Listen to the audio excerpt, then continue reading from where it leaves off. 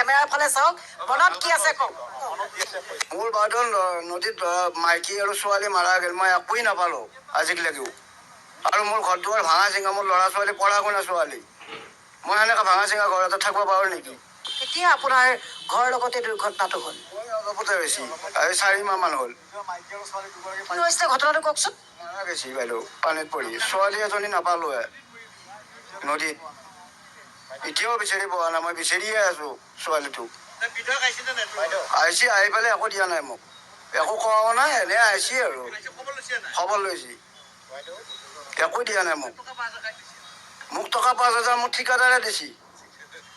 মোৰ যিটো আমাৰ ৱাটাৰ চাপ্লাইৰ কাম কৰি আছে মানুহজনে, সেইজন মানুহে মোক 5,000 টকা দিছে, নিজে কাটিছে। তেওঁ নিজে কাটিছে মোক সেই পইচা, কোনো দিয়া নাই মোক পইচা। বিধায়কে দিয়া নাই 1 টকাও মোক। এখেতে যোগাযোগ কৰিবলৈ উপায়ুক্ত কাৰ্যালয়ত মানে আমাৰ স্থানীয় বিধায়ক মহোদয়ে কৈছে, ই নাজানেই, মই জানো কথাটো, যে আমাৰ এখেতেতো পোৱা নাই বুলি কয় আপুনি। মই একো পোৱা নাই। এইকেইদিন আজি বেছিদিন হোৱা নাই, এওঁ এতিয়া ৰিলিফ এণ্ড ৰিহেবিলিটেশ্যন গ্ৰেণ্ট আছে, সেই গ্ৰেণ্টটোৰ থ্ৰু দি উপায়ুক্ত কাৰ্যালয়ৰ থ্ৰু দি পইচা পাব। এখেত যাব লাগিব এইটো উপায়ুক্ত কাৰ্যালয়ত। চাৰ্কল অফিচাৰে ৰিপৰ্ট দিছে, এই মৰা বুলি প্ৰচেছ চলিছে। মোৰ নিজৰ ল'ৰা পঢ়া ছোৱালী, মোৰ যি ছোৱালী গুচি গ'ল বাইদেউ, মই আৰু জীৱনত নাপাওঁ এনেকুৱা ছোৱালী। নদীত পৰি পেলাই মৰি গ'ল, ছোৱালী বিচাৰি নাপালোঁ আজিও। মানুহে মোক সিদিনা আনে চালা, আৰু তাৰ পাছত কোনো নাচায় মোক।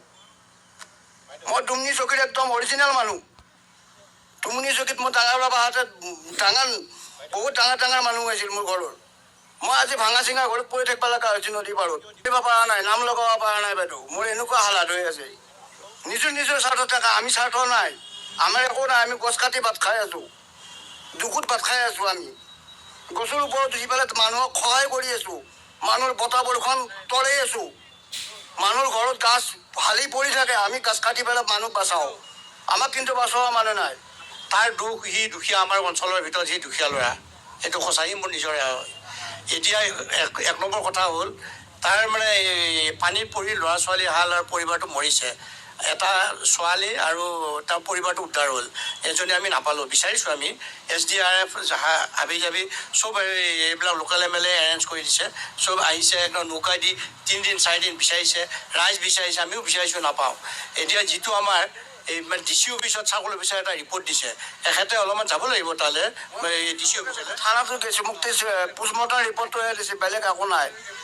পোষ্টমৰ্টম ৰিপৰ্টটো মই লৈ আহিছোঁ থানাৰ পৰাই।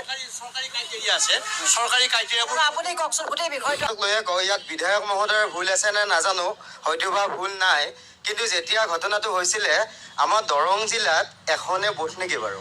ঘটনাটো হওঁতে কিন্তু ইমান ডাঙৰ ঘটনা, এখনে বোট লৈ আহিছিলে। ইয়াত বিধায়ক মহোদয়ে বহুত সক্ৰিয় মানুহ তেওঁ আহে, বা আমাৰ ইয়াত জয়নাথ শৰ্মা হওক বা আগৰখিনি সকলোখিনি ভালেই। কৰ্মদক্ষতা কি এইটো আমি ইমান ক'ব নাযাওঁ, মানুহৰ লগত আস্থাত হৈ থাকে, কিন্তু যেতিয়া এক্সিডেণ্টটো হ'ল তেতিয়া এখন আহিছে মাত্ৰ, তাকো এখন বিকল হ'ল মাজতে। ইমান দুৰ্ভাগ্য নেকি আমাৰ এই ইমান ধুনীয়া এটা জেগাত, ৰাষ্ট্ৰীয় ঘাইপথৰ ওচৰতে নদীটো, তাতে মানুহ 2-3জনী পৰিছিলে, 2জনী উঠোৱা গ'ল, এজন বাচিল, এজন হেৰাল, এজন ঢুকাল, কিন্তু বোট নাই। আমাৰ ইমান পয়া লগা ব্যৱস্থা নেকি? কংগ্ৰেছৰ হওক BJP হওক আমাৰ ক'ব লগা নাই। আমি ইমান এতিয়া তলত আছোঁ নেকি? মংগল গ্ৰহত যাবৰ কাৰণে চিন্তা কৰিছে, নদীৰ পৰা মানুহ এজনী ধৰিব নোৱাৰোঁ আমি, এখেতৰ ছোৱালীজনী আমি বিচাৰিয়ে নাপালোঁ। বিজ্ঞানসন্মত একো নায়ে নেকি আমাৰ বিজ্ঞানসন্মতভাৱে একো চৰকাৰৰ নায়ে নেকি? কংগ্ৰেছ BJP ক'ব লগা দৰকাৰ নাই, আমাক লাগে ঘটনাটো হৈছে, আমাৰ সেইটো বহুত দুখিত, কিন্তু মৃতজনীকটো আমি বিচাৰি উলিয়াব লাগিছিল। এইটোতো সাগৰ নহয়, এইখনতো ব্ৰহ্মপুত্ৰ নহয়, সাধাৰণ এটা বৰ নদী, ইয়াতকে লাজ লগা কথা আছে কি? এইবোৰ কথা আপুনি বাধ্য কৰি পঞ্চায়তৰ কথাটো কওঁ আমি, থোৰতে ক'বলৈ গ'লে বোটখনৰ কথা যদি আমি পাতি লওঁ, কি হ'ল? বোটটো এইটো উপায়ুক্ত কাৰ্যালয়ত আছে, স্পীড বোট। এই তাত যোগাযোগ SDRFৰ মানুহ আছে, SDRFৰ মানুহ আহিছে, আহিবৰ দিনা এওঁ নাই এনেকৈ। ডাঙৰভাৱে ভাল কথা কৈছে, শ্ৰদ্ধা সহকাৰে কওঁ, SDRF আহক, NDRF আহক বা নেভি আহক, আমাৰ ক'ব লগা নাই। মেইন প্ৰশ্নটো হ'ল, এজনী ছোৱালী ঢুকাল, সাগৰৰ তলিৰ পৰা সোণ আনে, হীৰা আনে, এজনী মৃতকক উদ্ধাৰ কৰিব নোৱাৰাটো আমাৰ কিমান লাজৰ কথা।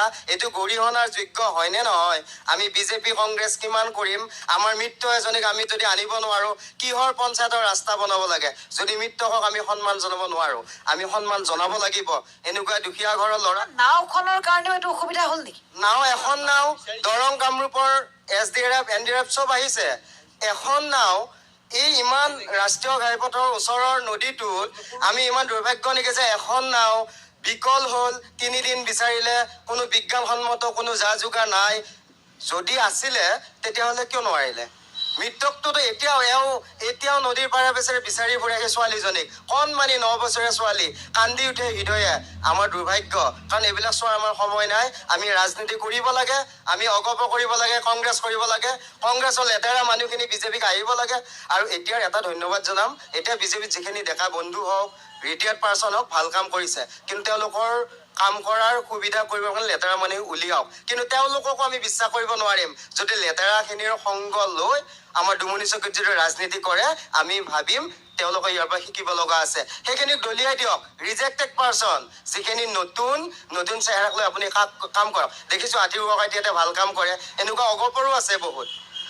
আমাৰ ডাঙৰ বাহঁতে, বৰদেউতাহঁতে অগপত কাম কৰি ভাল কাম কৰিছে, কংগ্ৰেছৰো ভাল আছে। বেয়াখিনি আঁতৰাই পঠাওক না এই বৃহত্তৰ ডুমনি চকী চাৰ্টত।